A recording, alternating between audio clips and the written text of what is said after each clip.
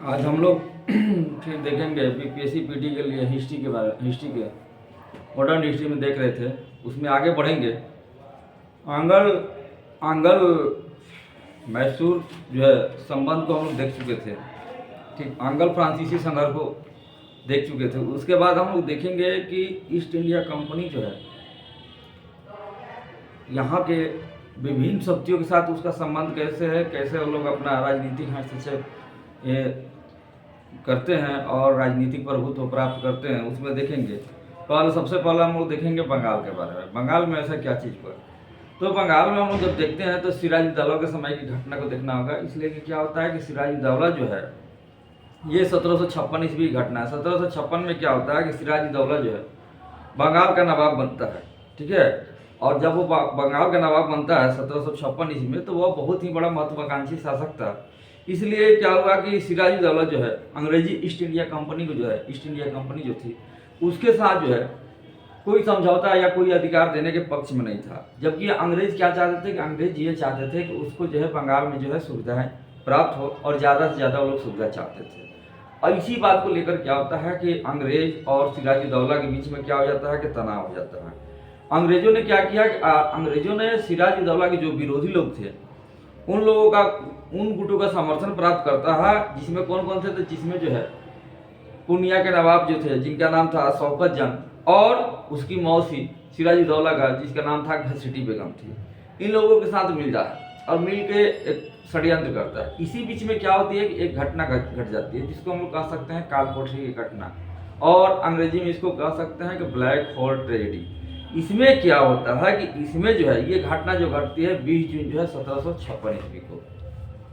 इस दिन कहा जाता है कि सिराजुद्दौला जो है 18 फुट लंबा और 14 फुट जो है चौड़े कमरे में जो है 146 अंग्रेज को बंद कर देता है, और 146 अंग्रेज को बंद कर देता है। जब अगले दिन खुलता है तो पता चलता है कि 146 में मात्र जो है 23 लोग ही जीवित बचे।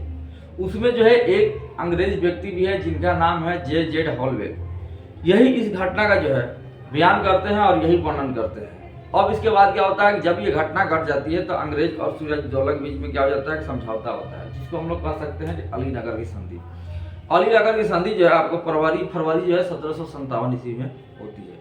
अब क्या हुआ कि अब अंग्रेज और सिराजुद्दौला दोनों को ये लगा, या दोनों को ये महसूस होने लगा कि अब जो है समझौता जो है कर लेना ही हम लोग के लिए क्या होगा, बेहतर होगा और हम लोग की भलाई हो सकती है। अतः अलीनगर की संधि जो है अंग्रेज और सिराजुद्दौला दोनों के बीच में हो जाती है, जिसके मुख्य प्रधान देखेंगे, जिसमें मुख्य प्रधान थे कि सिराजुद्दौला के शासन में जो है अंग्रेज हस्तक्षेप नहीं करेंगे, और अंग्रेजों को जो है व्यापार के जो पुराने अधिकार थे बंगाल में वो मिल जाएंगे, और अंग्रेज जो है कलकत्ता शहर की जो है, कलकत्ता नगर की जो है किलाबंदी भी कर सकते थे। अब इसी तरह से घटनाक्रम चल रही है, और इसी में क्या होती है कि प्लासी के युद्ध का जो है पृष्ठभूमि तैयार होती है। अंग्रेजों ने क्या किया कि अंग्रेजों ने अलीनगर की संधि जो है फरवरी 1757 में होती है, करने के बाद भी सिराजुद्दौला के खिलाफ क्या करते हैं कि ये लोग जो है एक षड्यंत्र जारी रखते हैं। उन्होंने क्या किया कि सिराजुद्दौला के कई नजदीकी लोगों को जो है अपने पक्ष में मिला लिया। किसको किसको मिलाया, तो सबसे पहले हम लोग देखेंगे मीर जाफर जो कि सिराजुद्दौला का सेनापति था, उनको मिला लिया गया। उसके बाद जगत सेठ जो था बंगाल का सबसे बड़ा साहूकार था। उसके बाद राय दुर्लभ और अमीर चंद, ये भी क्या थे कि एक धनिक व्यापारी थे। उसके बाद खादिम खां, इसके नेतृत्व में क्या था कि खादिम खां जो है इसके नेतृत्व में जो है सिराजुद्दौला का जो है सेना का बहुत बड़ा टुकड़ी थी, ठीक है। इन चारों लोगों को मिलाने के बाद क्या होता है कि प्लासी का युद्ध का जो है तैयारी ये करता है। प्लासी का युद्ध की घटना सीधा सीधी पूछा कि प्लासी का युद्ध कब हुआ, तो प्लासी का युद्ध जो है अलीनगर की संधि फरवरी 1757 में होती है, लेकिन प्लासी का युद्ध जो है 23 जून 1757। इसमें दो गुट बनती है, एक सिराजुद्दौला का गुट है, दूसरी तरफ क्या है कि दूसरी तरफ जो है अंग्रेज गवर्नर जो है वो क्लाइव है। इन लोगों का गुट में लड़ाई होता है, और लड़ाई क्या होता है, लड़ाई के युद्ध की घटनाएं क्या होती है कि इसको हम लोग कह सकते हैं कि ये एक छोटा सा झड़प था। क्या कह सकते हैं इसको कि ये एक छोटा सा झड़प था, और बता रहा है कि जिसमें कंपनी के तरफ से कितने व्यक्ति मारे गए, कंपनी की तरफ से जो है 65 व्यक्ति मारे जाते हैं, और सिराजुद्दौला की तरफ से जो है 500 व्यक्ति मारे गए। सिराजुद्दौला की तरफ से जो है 2 व्यक्ति जो है जो कि युद्ध के अंत तक लड़ते रह गए, पहला व्यक्ति जो था मीर मदान और दूसरा क्या था, मोहनलाल। परिणाम क्या होता है कि परिणाम हो जाता है कि अंग्रेज विजयी हो जाते हैं और सिराजुद्दौला जो है भागने का क्रम जो है मारा जाता है। अन्य परिणाम क्या होता है, अन्य परिणाम ये होता है कि मीर जाफर को जो है, जो कि सिराजुद्दौला का सेनापति था, उसको बंगाल का नवाब बना दिया जाता है। अंग्रेजों ने क्या किया कि अंग्रेजों को, मीर जाफर जब शासक बन जाता है तो अंग्रेजों को 24 परगना की भी जो है जमींदारी मीर जाफर के द्वारा दे दिया जाता है। मीर जाफर ने घूस के रूप में अंग्रेजों को जो है, खास करके किसको, क्लाइव को देता है कितना, 2,34,000 रुपये का जो है घूस देता है नवाब बनने के बाद बंगाल का। अब क्या होता है कि इसी युद्ध के बाद जो है, माने प्लासी के युद्ध के बाद से जो है धन का निष्कासन जो है भारत से शुरू हो जाता है। बंगाल के धन की सहायता से क्या होता है कि बंगाल के धन की सहायता से जो है दक्षिण में फ्रांसीसियों से को हराने में भी क्या होता है कि अंग्रेजों को मदद मिलती है। प्लासी की लड़ाई से क्या होता है कि प्लासी की लड़ाई से जो है बंगाल जो है अंग्रेजों के अधीन हो गया और नियंत्रण शुरू हो गया। उसके बाद बक्सर की लड़ाई के बाद क्या होता है कि बक्सर की लड़ाई के बाद जो है बंगाल पर जो है पूरा तरह से जो है नियंत्रण अंग्रेजों का हो जाता है। भारत में इस विजय से जो है अंग्रेज क्या होते हैं कि अंग्रेज बहुत उत्साहित होते हैं, ठीक है। और इसी के फलस्वरूप क्या है कि उन्होंने जो है मॉरिशस और आशा अंतरिक्ष द्वीप को भी जीत लिया, जो कि ये दोनों कहाँ थे, ये दोनों एरिया जो थे हिंद महासागर में थे। प्लासी की लड़ाई के बाद भी क्या होता है कि अंग्रेज लोग शांत नहीं बढ़ते हैं। इसके बाद ही प्लासी की लड़ाई के बाद भी क्या होती है, घटनाएं घटती है, देखेंगे उसको भी कि अंग्रेज जो है, अंग्रेजों की मांग क्या हुआ कि प्लासी के युद्ध के बाद जो है अंग्रेजों की मांग जो है दिनों पर दिन जो है बढ़ती जा रही थी, जिसको पूरा करने में क्या है कि मीर जाफर जो है सक्षम नहीं हो पा रहा था। इसी बीच क्या हो गया कि इसी बीच जो है मीर जाफर के दामाद जो है वो कौन था, मीर कासिम, अंग्रेजों के सामने क्या करता है, अंग्रेजों के सामने जो है बहुत सारे शर्त रखता है कि हम ये देंगे, हम वो देंगे, जो क्या हुआ कि जो कि अंग्रेजों को जो है लुभावनी लग रही थी। 1760 में क्या होता है, 1760 ईस्वी को जो है अंग्रेजों 27 सितंबर 1760 ईस्वी को जो है अंग्रेजों और मीर कासिम के बीच में क्या होता है कि समझौता हो गया, ठीक है। समझौता क्या होता है, इसके कुछ प्रावधान को देखेंगे कि जो कि इस प्रकार से, पहला प्रावधान क्या था कि ईस्ट इंडिया कंपनी को जो है किसके साथ हो रहा है समझौता, मीर कासिम के साथ। इसमें यह बताया जा रहा है कि मीर कासिम क्या बोलता है, उनको बोलता है कि ईस्ट इंडिया कंपनी को जो है वर्धमान, मिदनापुर और चटगांव के जिले दे दिए जाएंगे, ठीक है। उसके बाद सिलहट का जो चूना व्यापार है उसमें जो है अंग्रेजी कंपनी को जो है 50% का हिस्सा दिया जाएगा। मीर कासिम जो है ये भी कहता है कि मीर कासिम कहता है कि हम जो है आपको, मतलब अंग्रेजों को दक्षिण में कर्नाटक युद्ध लड़ने के लिए जो है 5 लाख रुपया देंगे। अंग्रेजों ने क्या किया कि अंग्रेजों ने जो है मीर जाफर को हटाकर, ठीक है, मीर कासिम को बना देता है। ये सभी समझौता जो है मीर कासिम के साथ हुआ था और मीर जाफर को हटाकर किसको बना दिया जाता है, मीर कासिम को जो है बंगाल का नवाब बना दिया जाता है। अब क्या होता है कि मीर कासिम के कार्य और बक्सर के युद्ध के बारे में देखेंगे कि कैसे तैयार होती है बक्सर के युद्ध, उसका बैकग्राउंड क्या है या उसका पृष्ठभूमि कैसे बढ़ती आगे। मीर कासिम जो है अंग्रेजों के हस्तक्षेप से बचने के लिए सबसे पहले काम क्या करता है, उसने जो अपनी राजधानी जो है मुर्शिदाबाद से हटाकर कहाँ ले जाता है, तो मुर्शिदाबाद से हटाकर जो है ये मुंगेर ले जाता है। इसके अलावा इसने क्या किया कि इसके अलावा जो है 2 और महत्वपूर्ण ये निर्णय लेता है, जिससे उसका क्या होता है, जिससे जो है आपको बता रहा है कि मीर कासिम का जो है संबंध जो क्या होता है कि अंग्रेजों से खराब हो जाता है। उसने क्या किया कि पहला चीज क्या किया कि उसने जो है अपने खिलाफ षड्यंत्र कर रहे राम नारायण को जो है सेवा से पहले निकाल देता है।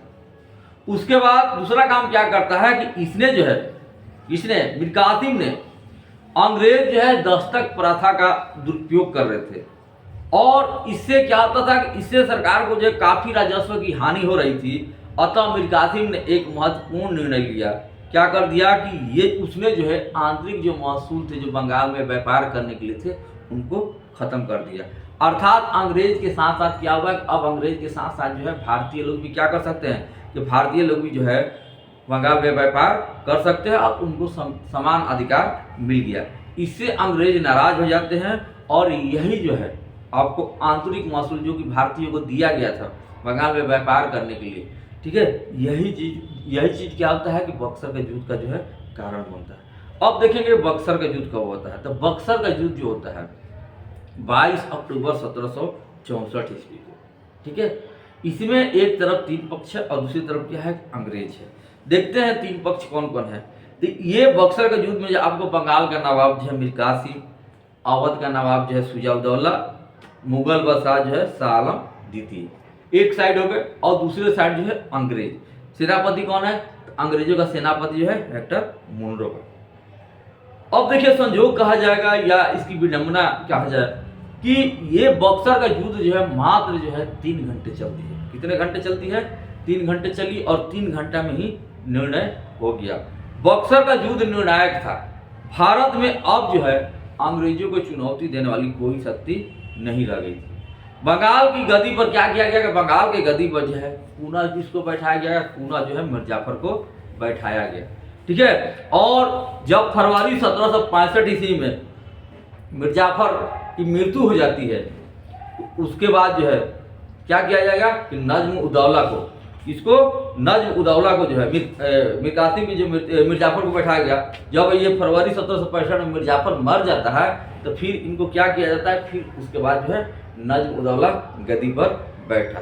महत्वपूर्ण संधियां देखेंगे बक्सर की लड़ाई के बाद भी होती है। कौन कौन सी संधियां होती है बक्सर की लड़ाई के बाद, तो पहला देखेंगे इलाहाबाद की प्रथम संधि, 2 संधि होती है, और इलाहाबाद की द्वितीय संधि।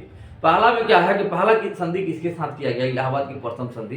तो इलाहाबाद की प्रथम संधि जो है आपको 12 अगस्त 1765 ईस्वी को, ये जो है क्लाइव ने किसके साथ किया, ये क्लाइव ने जो है मुगल बादशाह शाह आलम द्वितीय से जो है यह संधि करता है, जिसकी महत्वपूर्ण शर्तें जो है आपको बता रहे हैं कि इस प्रकार है। क्या है, पहला कि मुगल बादशाह ने क्या किया कि मुगल बादशाह ने जो है बंगाल, बिहार और उड़ीसा के जो है दीवानी अधिकार किसको दे दिया, ईस्ट इंडिया कंपनी को दे दिया। मुगल बादशाह क्या हुआ कि मुगल बादशाह जो अंग्रेजों का पेंशनर बन गया, और उसको पेंशन के रूप में कितना दिया जाएगा, तो उसको पेंशन के रूप में जो है 26 लाख रुपया दिया जाएगा। तीसरा क्या हुआ कि तीसरा जो है आपको कि शाह आलम द्वितीय को जो है अवध के नवाब, ठीक है, शाह आलम द्वितीय को जो है अवध के नवाब जो है शुजा-उद-दौला से क्या किया गया कि शुजा-उद-दौला से जो है कड़ा और इलाहाबाद के जिले छीनकर दे दिए गए। कहने का मतलब क्या है कि शुजा-उद-दौला से जो है आपको ये अवध के नवाब से इनसे 2 एरिया छीन लिया गया, कौन कौन, कड़ा और इलाहाबाद, और ये छीन के किसको दिया गया, ये छीन कर दोनों एरिया जो है शाह आलम द्वितीय को दिया गया। अब उसके बाद हम लोग सेकंड देखेंगे कि इलाहाबाद की द्वितीय संधि कब होती है। तो इलाहाबाद की द्वितीय संधि जो है 16 अगस्त 1765 ईस्वी को। इसमें क्या किया कि ये जो संधि है स्पेशली आपको किसके साथ किया गया, तो ये संधि जो है अंग्रेजों के द्वारा जो है अवध के नवाब जो है शुजा-उद-दौला के साथ किया गया। इसकी मुख्य शर्तें क्या है, तो इसकी भी कुछ मुख्य शर्तें देखेंगे कि अवध के नवाब से जो है कड़ा और इलाहाबाद के जिले जो है लेकर शाह आलम द्वितीय को दे दिया गया। दूसरों क्या किया गया कि दूसरा ये किया गया कि इनको जो है अवध के नवाब को, शुजा-उद-दौला को युद्ध क्षतिपूर्ति के रूप में ईस्ट इंडिया कंपनी को 50 लाख रुपया देना था, ठीक है। उसके बाद क्या होता है कि आगे ये सब हो जाती है, उसके बाद जो है बंगाल में द्वैध शासन की स्थापना होती है। तो आपको सीधा सीधी पूछे बंगाल में द्वैध शासन कब स्थापित हुई, 1765। तो यहाँ पर देखेंगे कि द्वैध शासन में क्या है कि 1765 ईस्वी में क्या होता है कि बंगाल, बिहार और उड़ीसा के दीवानी अधिकार मिलने के बाद जो है क्लाइव ने क्या किया कि बंगाल में जो है द्वैध शासन जो है स्थापित किया। इसके अंतर्गत क्या किया कि इसके अंतर्गत जो है अंग्रेजों ने जो है दीवानी अधिकार अपने पास, मतलब कि दीवानी अधिकार मतलब राजस्व वसूलने का अधिकार जो अपने पास रखा, जबकि निजामत का अधिकार मतलब कि कानून व्यवस्था का अधिकार, विदेशी मामले और सैनिक व्यवस्था जो है बंगाल के नवाब के पास छोड़ दिया। और इस कार्य के लिए जो है 53 लाख रुपए जो है वार्षिक अंग्रेजों ने दिया। किसको दिया, तो बंगाल के नवाब को। उसके बाद क्या हुआ कि ब्रिटिश सरकार को जब प्रत्यक्ष रूप से दीवानी कार्य करने में दिक्कत हो रही थी, अतः उन्होंने क्या किया, उन्होंने जो है इसके लिए क्या किया कि इसके लिए जो है 2 उप दीवान की नियुक्ति करता है। किसको, तो बंगाल में मोहम्मद रजा खान को, ये भी पूछता है, और बिहार में क्या है कि सिताब राय को। द्वैध शासन की अब कमजोरी देखेंगे कि द्वैध शासन तो लगा दिया, मतलब पैसा हम वसूलने की व्यवस्था आपको देना है, कानून व्यवस्था आपको देना है, पुलिस देना है, प्रशासन देना है, विदेशी मामले जो भी है आपको देखना है। अब कमजोरी क्या हुआ कि धीरे धीरे जो है ये द्वैध शासन जो है कि कई कमजोरियां जो है उभर कर सामने आती है या उजागर हुई, क्योंकि वास्तविक सत्ता जो है किसके पास थी, वास्तविक सत्ता जो है अंग्रेजों के पास थी, और औपचारिक सत्ता अगर कहा जाए तो बंगाल के नवाब के पास थी। अतः आगे चलकर क्या हुआ कि वारन हेस्टिंग्स ने जो है बंगाल में द्वैध शासन को जो है खत्म कर देता है। नेक्स्ट क्लास में हम लोग देखेंगे आंग्ल मैसूर संबंध को।